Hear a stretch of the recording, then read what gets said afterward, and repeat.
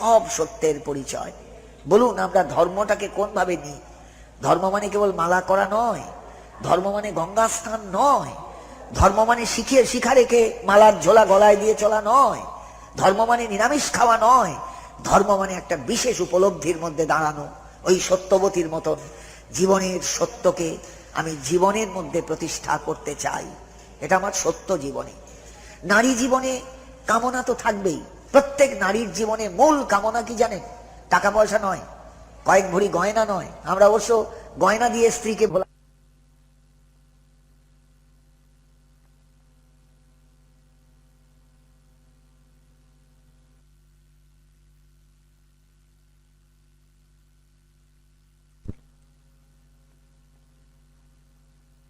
কিছুতেই তার মন ভরবে না। কারণ প্রত্যেক নারীর অবচেতন মনে এই হলো তার বাসনা, আমার গর্ভে আমার একটি সন্তান আসবে, সে আমার দুধ খাবে, আমাকে মা বলে ডাকবে। এটাই হলো তার আসল অবচেতন মনের বাসনা। এবার তাই সেই বাসনা পূর্ণ হলো না, আপনি শাড়ি গয়না দিয়ে নারীকে ভোলাবেন? এগুলো বোকা লোক চিন্তা করে। তা আসল জায়গাটায় ভাববেন, সেই সত্যে প্রতিষ্ঠিত সত্যবতী। উপনিষদে একটা কাহিনী আছে, ঠিক এর প্যারালাল, একবার সমান্তরাল কাহিনী। এটা উপনিষদের গল্প, আমি সব জায়গায় বলি, আজও এখানে বলে রাখছি আপনাদের কাছে। যারা আমার গীতা আলোচনা ইতিমধ্যে কয়েক বছরের মধ্যে কেউ যারা শোনেননি, আমি চাই ভাগবতের আলোচনার চেয়েও এখন সমাজে গীতার আলোচনাটা বেশি মাত্রায় হোক। আমাদের সমাজ নষ্ট হয়ে গেছে, জাহান্নামে চলে গেছে সমাজ। যে কোনো পিতা যদি সত্যিকারের পিতা হন, সমাজটার দিকে তাকাবেন, আজকের উচ্ছৃঙ্খল যুবক যুবতীকে দেখবেন, সহজেই বুঝতে পারবেন সমাজটা কোন জায়গায় যাচ্ছে। অদূর ভবিষ্যতে আমরা আমাদের জায়গায় থাকবো না, আমরা সবাই হারিয়ে যাব, আমরা হাইজ্যাক্ট হয়ে যাব। আজকে বাঙালি হাইজ্যাক্ট হয়ে গেছে, তাকে অন্য প্রভিন্সের লোক টেনে নিয়ে যাচ্ছে। আমাদের ড্রেস দেখবেন, আমাদের খাদ্য খাওয়া দেখবেন, সব নষ্ট হয়ে গেছে। বাঙালির খাদ্য খাওয়া, ফাস্টফুড দেখবেন, এখন আর বাঙালির খাদ্য খাওয়া নয়। সে ডাঁটা চচ্চড়ি খায় না, সে ফাস্টফুড খায়, এগরোল খায়, চাউমিন খায়, ম্যাগি খায়। এগুলো কাদের খাদ্য? বাঙালির খাদ্য। বাঙালির খাদ্য। এখন যদি বলেন আপনার বাড়ির ছেলেটাকে, হ্যাঁ রে এই ঝোলা গুড় এনে দিচ্ছি, দুটো মুড়ি দিয়ে খা, আমি ছোটবেলায় খেতাম, কটা ছেলে মেয়ে খাবে বলুন দেখিনি? ঝোলা গুড় দিয়ে মুড়ি কেউ খাবে না। না মা ম্যাগি করে দাও, ম্যাগি খাবো, চাউমিন করে দাও, চাউমিন খাবো, এগরোল খাবো। এই হচ্ছে আজকে বাঙালির অবস্থান। কাপড় চোপড় দেখবেন, আজকে সালোয়ার কামিজটা কিন্তু বাঙালির ড্রেস নয়, এটা পাঞ্জাবিদের ড্রেস। এখন বাঙালি তাকে একবারে টেনে নিয়েছে নিজের ড্রেস বলে। শাড়ি বিক্রি হয়, শাড়ি বিক্রেতা, কিন্তু সেই শাড়ি কিন্তু যুবতীরা পরে না, তারা সালোয়ার কামিজে অভ্যস্ত। কলকাতায় ট্রামে বাসে হরদম চলি, দেখি না আমি, আমার চোখে পড়ে না, সারা বাংলায় ঘুরে বেড়াচ্ছি। বাঙালির সভ্যতাটাই নষ্ট হয়ে গেছে, কালচারটাই নষ্ট হয়ে গেছে। অথচ আজ থেকে 60 বছর আগে দেশ যখন স্বাধীন হতে যাচ্ছে, স্বাধীনতা সংগ্রামের সেই যুগে, অগ্নিঝরা যুগে, সেই অগ্নিময় যুগে, সেদিন বাঙালির চরিত্রটা কেমন ছিল, আজকের বাঙালির চরিত্রটা কেমন লক্ষ্য করেছেন ভালো করে? আশ্চর্য হয়ে যাবেন। আমি আজকে 37 বছর চাকরি করে অবসর নিয়েছি। শেষ 5 বছর মনে হয়েছে আমার কবে বিদায় নেব, আমার আর ভাল লাগছে না, বিশ্বাস করবেন। অথচ স্কুলে যখন ঢুকেছি সেই ছেলেগুলো এখনো আছে, নবদ্বীপে তারা দেখা হলে তারা শ্রদ্ধা জানায়, কিন্তু আজকের ছেলেপিলে শ্রদ্ধা জানাবার ধারে কাছেও নেই। আজকে যারা শিক্ষকতা করেন তারা নিজেরা খুব ভালো করে বোঝেন জাহান্নামে চলে গিয়েছে সমাজটা, এবং আরো নিচে নামছে, ডে বাই ডে নিচে নেমে যাচ্ছে, ক্রমশ অবক্ষয় হয়ে যাচ্ছে। এই অবক্ষয়কে ঠেকাবার একমাত্র মন্ত্র হলো গীতা,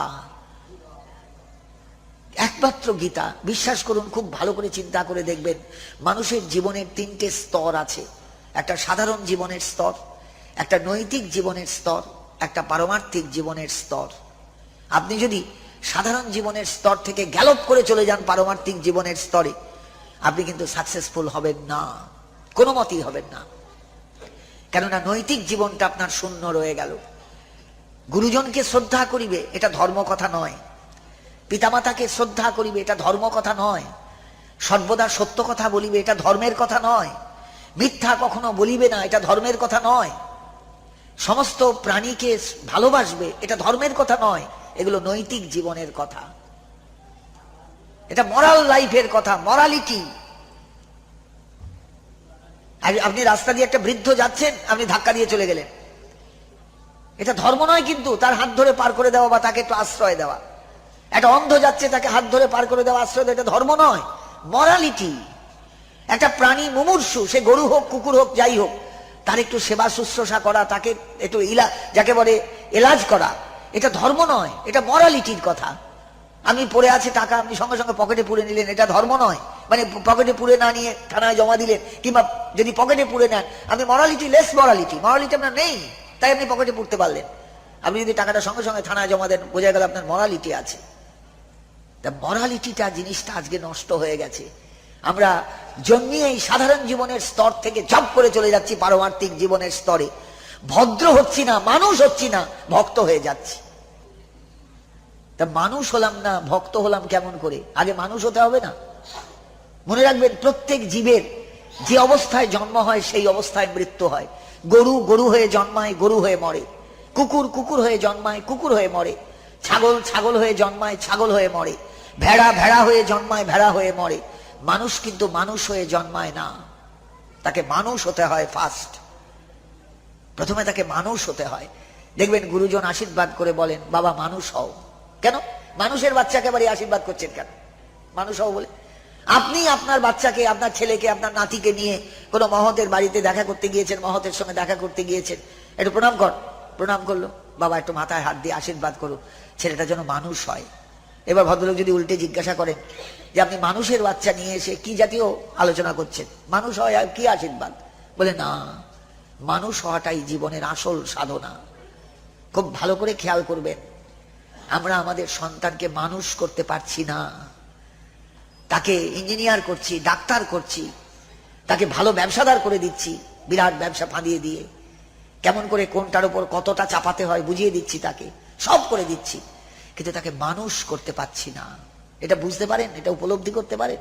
যদি পারেন তাহলে গীতা বুঝতে পারবেন, আর যদি না পারেন তাহলে বুঝতে হবে গীতাও বুঝতে পারবেন না।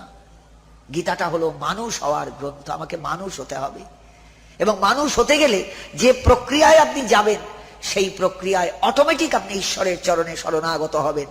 এই শরণাগতিটা মানুষ হলেই প্রত্যেক মানুষের মধ্যে আসবে। কাউকে জোর করে গলায় ধাক্কা দিয়ে বলতে হবে না তো ঈশ্বরের শরণাগত হও। যখনই আপনি মানুষ হতে চেষ্টা করবেন, আমি মানুষ হব, তখনই দেখবেন ঈশ্বরের শরণাগতিটা অটোমেটিক আপনার মধ্যে আসবে। এই হলো গীতা। আজকের সন্তান, আজকের ছেলেপিলের মা বাবা কি চান জানেন? ছেলেপিলে ডাক্তার হোক, ভালো কসাই তৈরি হোক, ভালো কসাই, তাই নয়? ডাক্তার মানেই তো ভালো কসাই, মানে কেমন করে চুপিয়ে টাকা নিতে, পোজ দিয়ে টাকা নিতে হয় খুব ভালো করে জানি। সে বাবা মা গর্বে মানে মানে ফুলে যান একবারে, আমার ছেলে খুব নাম করা ডাক্তার, পপুলার ডাক্তার। কত উপায়, মাসে লাখখানেকের ওপর উপায়। এই সামনেই নার্সিংহোম, নিজের একটা নার্সিংহোম খুলবে, তার মানে কতটা হিসাব বহির্ভূত আয় ছেলে করে। নার্সিংহোম খোলার মতন টাকা এসে গেছে, বুঝতে পারছেন না? বাবা মার কিন্তু গর্বের শেষ নেই। জয়েন্টে চান্স না পেলে বাবা মা কাঁদতে বসে যান, ছেলেটা মানুষ হলো কিনা ঠিক নেই, সেদিকে দৃষ্টি নেই। ছেলেটা জয়েন্টে চান্স পায়নি, বাবা মার কান্না এসে গেল। মনে রাখবেন, মানুষ হওয়াটাই হলো জীবনের সবচেয়ে বড় কথা। ছেলে খেতে পাক বা না পাক, উপায় সামান্য করুক, কিন্তু তার মানুষ হওয়াটা জীবনের প্রথম প্রয়োজন।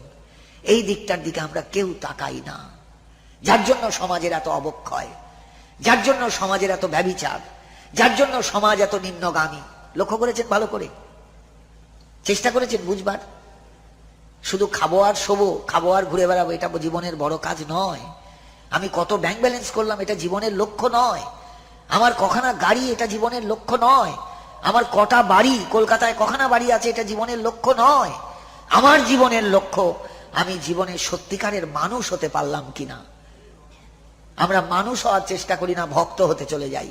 আমি বৃন্দাবন চলে গেলাম, 1 মাস পরিক্রমা করে এলাম, এইবার এসেই আর মুখে জয় নিতাইও নয়, জয় গৌর নয়, সবসময় জয় রাধে জয় রাধে জয় রাধে জয় রাধে জয় রাধে।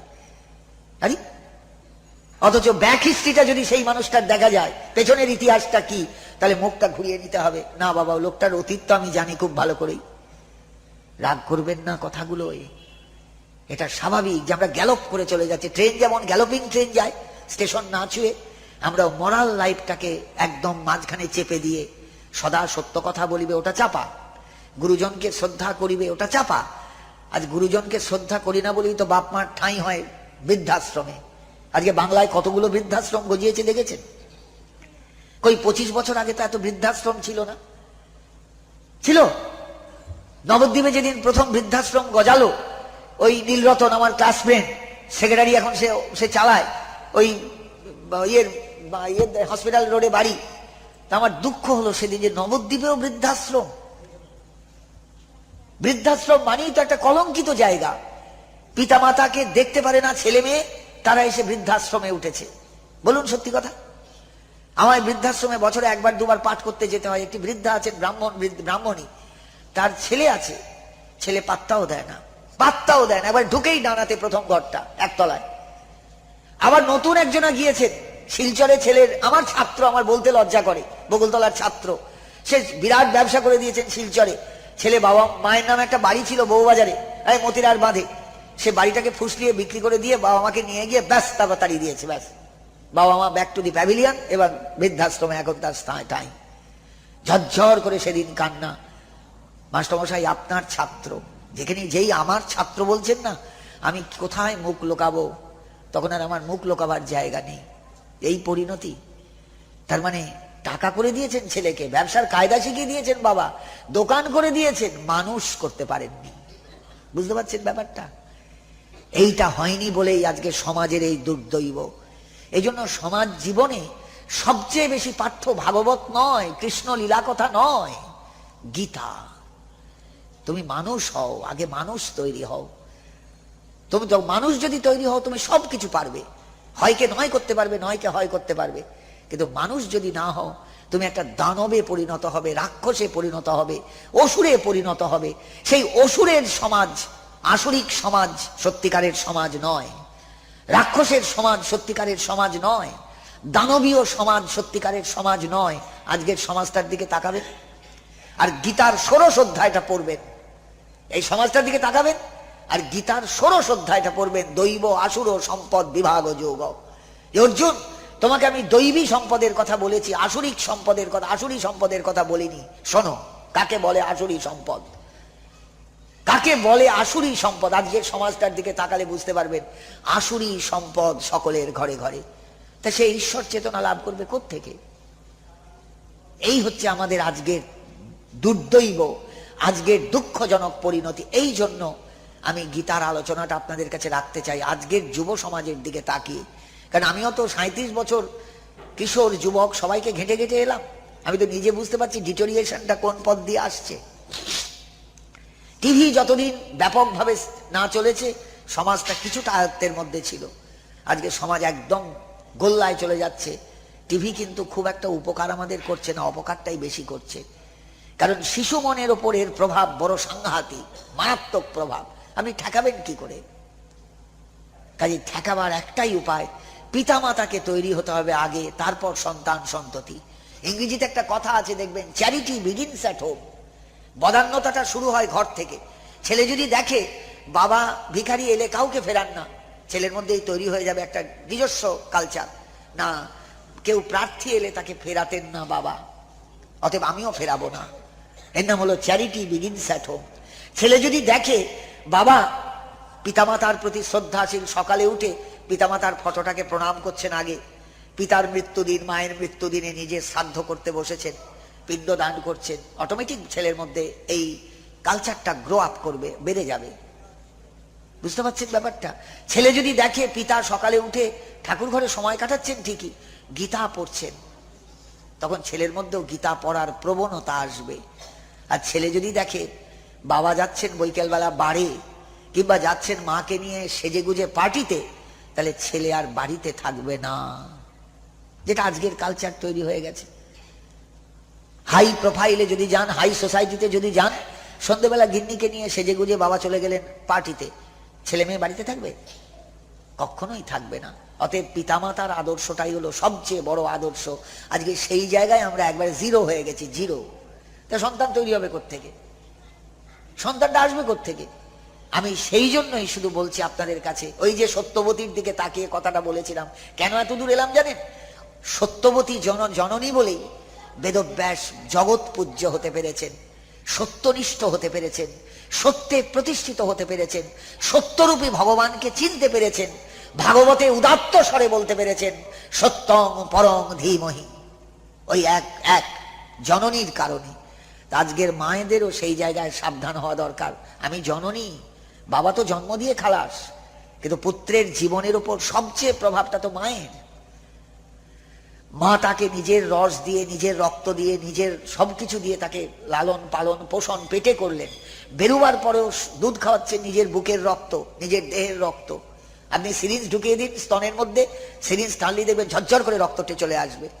কিন্তু সন্তান যখন টানছে তখন রক্ত আসছে না, তখন দুধ বেরোচ্ছে। ওটা দুধ নয়, দেখতে সাদা সাদা, আসলে সমস্ত কিছুর মায়ের শরীরের সারাংশ বেরোচ্ছে দুগ্ধ হয়ে। ওই শিশুর স্তমাকের পক্ষে যেটা অত্যন্ত উপযোগী, অত্যন্ত প্রয়োজনীয়। তাহলে ভাবুন একবার, ওই মায়ের প্রভাবটাই হলো সন্তানের উপর সবচেয়ে বেশি। সত্যবতীর প্রভাব যেমন বেদব্যাসের উপর সবচেয়ে বেশি পড়েছিল, ঠিক তেমনি সন্তানের উপর প্রভাবটা মায়ের সবচেয়ে বেশি। এগুলো গীতার শিক্ষা। আপনি যাবেন কোথায়? আসুন এইবার আলোচনাটাকে আনি আমি গুছিয়ে। গতদিনের আলোচনা যে জায়গায় রেখেছিলাম, মহাপ্রস্থান ত্রয়, আমি ভুলে যাইনি কিচ্ছু, কিন্তু মনে আছে শেষ আলোচনায় রেখেছিলাম তিনটে প্রস্থান। মহাপ্রস্থান কথাটা কিন্তু খুব মারাত্মক কথা। ওই মহাভারত থেকে শব্দটা আসছে, মহাপ্রস্থানিক পর্ব। যুধিষ্ঠির চলে যাচ্ছেন, তিনি যুদ্ধে স্থির। মনে আছে বলেছিলাম, কোন যুদ্ধেই কিন্তু যুধিষ্ঠির খুব একটা বিরাট কিছু দেখাতে পারেননি, কায় দেখানো। দেখাতে মহাভারতে কোন একটা ঘটনা বলতে পারবেন যে যুধিষ্ঠির দারুণ যুদ্ধ করেছেন, সবাই কেঁপে গেছে? কোথাও নয়। যুধিষ্ঠির যুদ্ধ টুদ্ধ ভালো পারতেন না। তাহলে যুধিষ্ঠির নামটা কি ফার্স, প্রহসন? না, তিনি জগতের যুদ্ধে স্থির না হলেও তিনি আসল যুদ্ধে কিন্তু স্থির। ঈশ্বরে অবিচল নিষ্ঠা, সংসারে কর্তব্যবোধ, সবকিছুতে তিনি যত দুঃখ আসুক, যত ব্যথা আসুক, কিরমির করছেন ভীম, দাঁতে দাঁতে কিরমির করছেন যে দাদা এখনো কেন বলছে না যে যুদ্ধ লাগাও? না ভীম, না ভীম। গন্ধর্বরাজ চিত্ররথের জঙ্গলে গিয়ে কৌরবরা খুব উৎপাত করেছে। পাণ্ডবরা সেই সময় বনবাসে, পাশেই রয়েছেন পাণ্ডবরা।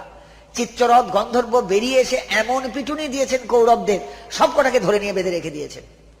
যেই বেঁধে রেখে দেওয়া খবর এলো পাণ্ডবদের কাছে, যুধিষ্ঠির বললেন, ভীম শোনো, অর্জুন শোনো, আমাদের সঙ্গে পারিবারিক যে দ্বন্দ্বই থাক, চিত্ররথ গন্ধর্ব আমার ভাইকে, তোমার ভাইকে বেঁধে রেখে দেবে, এটা আমাদের কাছে অসম্মান। হোক, কৌরবরা আমাদের যত অত্যাচারী করুক, যত বাজে কাজই করুক, সব করেছে করুক, আদর্শ নীতিটা শিখবেন, যুধিষ্ঠিরের জীবনের নীতিটা বুঝবার চেষ্টা করবেন।